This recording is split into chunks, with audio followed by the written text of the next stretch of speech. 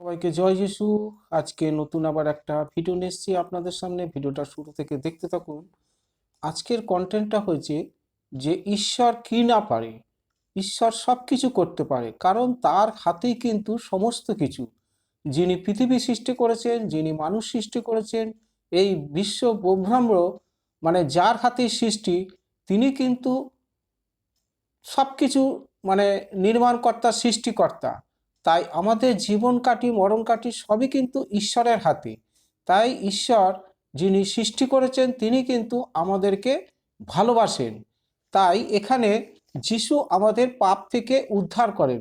কারণ ঈশ্বরের তিনটি অংশের মধ্যে একটা অংশ হলো মনুষ্যপুত্র প্রভু যিশু, পিতা পুত্র পবিত্র আত্মা। এই তিন নিয়ে হয় ঈশ্বর। তাই পুত্র প্রভু যিশু হলো ঈশ্বরের একটা অংশ। তাই এই পৃথিবীর বুকে বসবাসকারী মানুষদেরকে পাপ থেকে, অপরাধ থেকে মুক্তি করার জন্যই মনুষ্যপুত্রকে স্বর্গ থেকে জন্ম দিয়ে পৃথিবীর বুকে পাঠানো হলো। কারণ প্রথম মানুষ সৃষ্টি করে মৃত্তিকা মাটি থেকে, এবং দ্বিতীয় মানুষ সৃষ্টি করে স্বর্গ থেকে। আর মানুষের মৃত্যুর পর তার দেহ কিন্তু মাটির সাথে মিশে যায়। সে কেউ তাকে, কোনো মানুষকে লাকড়ি দিয়ে পুড়িয়ে তাকে ছাই করে ফেললো, সেগুলো ছাইগুলো কিন্তু মাটির সাথে মিশে যায়। আবার যারা মুসলিম আছে, খ্রিস্টান ধর্ম, তাদেরও কিন্তু মাটিতে কবর দেওয়া হয়। সবে কিন্তু দেহ কিন্তু মাটির সাথে মিশে যায়। তাই মাটি থেকেই কিন্তু মানুষের সৃষ্টি করেছিল প্রথম আদমকে, এবং সেই দেহ কিন্তু মৃত্যুর পর আবার সেই মাটিতেই কিন্তু মিশে যায়। আর দ্বিতীয় সৃষ্টি হয়েছিল স্বর্গ থেকে, যে পবিত্র আত্মার মাধ্যমে। তাই যে যার জন্ম স্বর্গ থেকে হবে তার আবার কিন্তু পুনরুত্থান হবে। তাই মনুষ্যপুত্র প্রভু যিশুর কিন্তু পুনরুত্থান হয়েছিল মৃত্যুর 3 দিন পরে। তাই এখানে প্রভু যিশু কহেন যিশু আমাদের পাপ থেকে উদ্ধার করেন। যিশু কখনো কিন্তু পাপ করেননি, একবারও নয়। তিনি নিষ্কলঙ্ক জীবনযাপন করতেন, কিন্তু আমরা সকলে কিন্তু পাপ করেছি।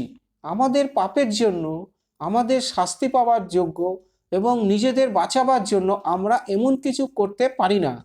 আমরা কখনো যথেষ্ট ভালো হতে পারবো না।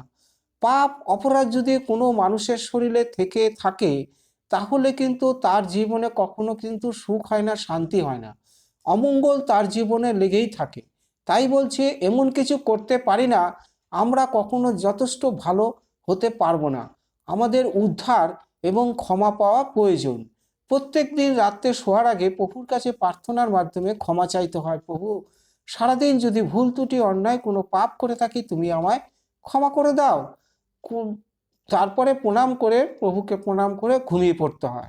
আবার যিশু বললেন আমরা হলাম মেষ, তিনি হলো মেষপালক। মেষ অসহায় হলো পশু, মেষ বলতে ভেড়া। আমরা হলাম ভেড়া, আর প্রভু হলো মেষপালক রাখাল। মানে গরুর পাল যেরকম রাখাল মাঠে ঘাটে চড়ে বেড়ায়, ঠিক সেরকম প্রভু যিশু হয়েছে আমাদের পালক। আমরা হলাম প্রভুর মেষ ভেড়া।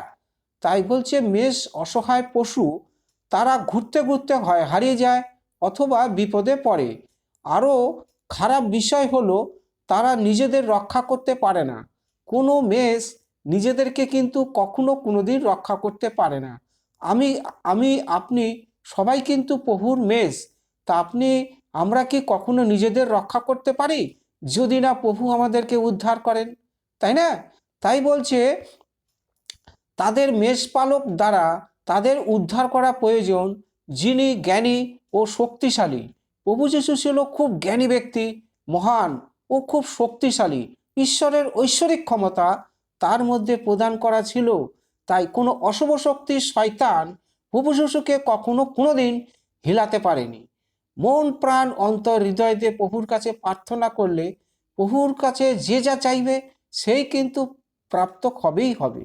প্রভু ছিল এতখানি শক্তিশালী, পবিত্র আত্মায় ভরপুর। তাই বলছে তাদের মেষপালক দ্বারা তাদের উদ্ধার করা প্রয়োজন, যিনি জ্ঞানী এবং শক্তিশালী। যিশু বললেন আমি উত্তম মেষপালক, আমি আমার মেষদের জানি এবং আমার মেষেরা আমাকে জানে। উত্তম মেষপালক মেষদের জন্য নিজের প্রাণ সমর্পণ করে।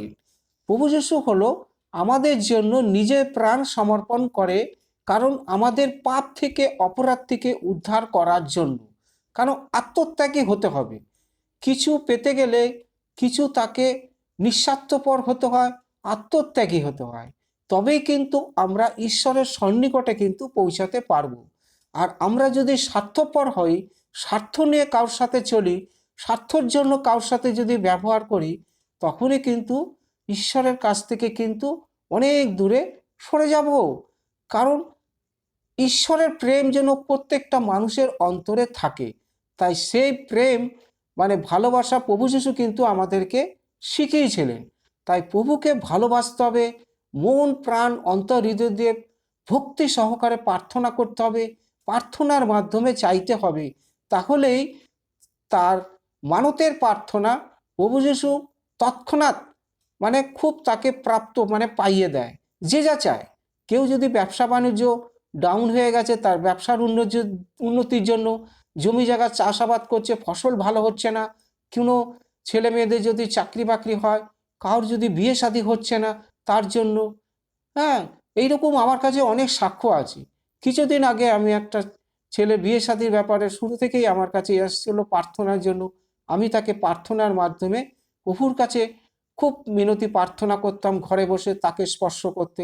বা হঠাৎ একজন মেয়ের সাথে তার যোগাযোগ করিয়ে দিল, কথাবার্তা হলো, তার বিয়ে পাকাপাকি ঠিক সব কিছু করে দিল, এবং সেই মেয়ের ছবিও আমাকে দেখিয়ে দিল। আমি তো খুব খুশি, খুশিতে আনন্দে উল্লাসিত হলাম। আমি নাসরাতের প্রভু যিশুর নামে প্রার্থনা করেছিলাম, প্রভু তোমার সন্তানের প্রতি সহৃদয় হও, তার প্রতি কৃপা করো, দয়া করো না, আশীর্বাদ করো, যেন খুব তাড়াতাড়ি তার বিবাহ বন্ধনে আবদ্ধ হতে পারে, সেব তোমার আশীর্বাদ দয়া করুণার ফলে। হালেলুয়া। তাহলে আজকের কন্টেন্টটা হয়েছে ঈশ্বর কিটা পারে, সমস্ত কার্যের সাধনকর্তাই ঈশ্বর, তাই তার হাতেই জীবনটাকে সঁপে দিতে হয়। কখনো সংসারের চিন্তা, ধনের চিন্তা এবং সুখের জন্য লালায়িত হতে নেই, কোনোটাই কিন্তু এই জগৎ থেকে আসে না, যা কিছু আসে সব স্বর্গ থেকেই আসে। তাই স্বর্গের ঈশ্বরের উপরেই নিজের জীবনটাকে সমর্পণ করে দিতে হয় এবং প্রভু প্রভু প্রভু প্রভু বলে ডাকতে হয়। প্রভুর মাধ্যমে আমরা সমস্ত কিছু কিন্তু প্রাপ্ত হই, যা কিছু চাওয়া পাওয়া সব প্রভুর কাছ থেকেই আমরা পেয়ে থাকি। হালেলুয়া। তাহলে আজকের কন্টেন্টটা এই পর্যন্ত। সবাইকে জয় যিশু। ভিডিওটা যদি একটু হলেও ভালো লেগে থাকে একটা সাবস্ক্রাইব দেবেন, কারণ পরবর্তী ভিডিওগুলো সবার আগে কিন্তু আপনাদের কাছে পৌঁছাবে। আর প্রভুর কাছে মিনতি প্রার্থনা, আপনারা সদা সর্বদা ভালো থাকুন, সুস্থ থাকুন। প্রভু যেন আপনাদের সংসারে সুখ শান্তি সমৃদ্ধ সমস্ত কিছু বজায় থাকে, সমস্ত রোগ ব্যাধির হাত থেকে আপনাদেরকে ভালো করে দেয়। সবাইকে ধন্যবাদ। মিনতি প্রার্থনা ত্রাণকর্তা উদ্ধারকর্তা প্রভু যীশু মসির নামে, আমেন।